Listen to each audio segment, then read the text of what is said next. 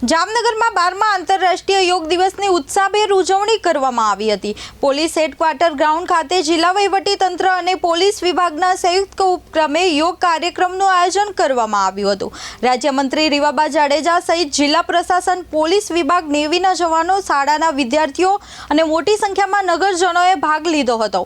આ વર્ષે yoga thoughts healthy એગિન theme વિશે ભાર મૂકવામાં આવ્યો હતો।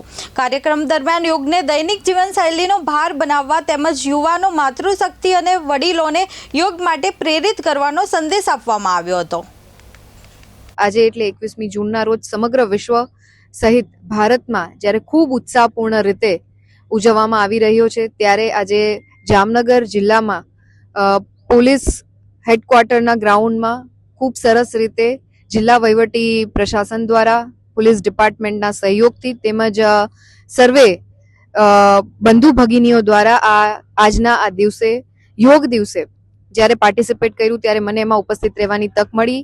આજના આ યોગ દિવસની થીમ પણ યોગ થ્રુ હેલ્ધી એજિંગ, એટલે કે જે રીતે શરીર અને મનનું મિલન એને આપણે યોગ કહીએ છીએ, એવી જ રીતના આવનારા સમયમાં સ્વાસ્થ્ય, તંદુરસ્તી અને આરોગ્ય માટે પણ સમગ્ર વિશ્વએ જ્યારે ભારતની આ પ્રણાલીને સ્વીકારી છે અને આદરણીય પ્રધાનમંત્રી શ્રી નરેન્દ્રભાઈ મોદી સાહેબના નેતૃત્વમાં સમગ્ર વિશ્વ જ્યારે યોગ તરફ પાછું વળ્યું હોય, ત્યારે આજના દિવસે યોગ દિવસની ખૂબ સરસ ઉજવણી જામનગર જિલ્લા અને મહાનગરમાં કરવામાં આવી અને જેમાં ખૂબ સરસ બધા લોકોએ પાર્ટિસિપેશન કર્યું અને હું પુનઃ જિલ્લા વહીવટી પ્રશાસનનો તેમજ પોલીસ ડિપાર્ટમેન્ટનો હૃદયપૂર્વકનો આભાર માનું છું।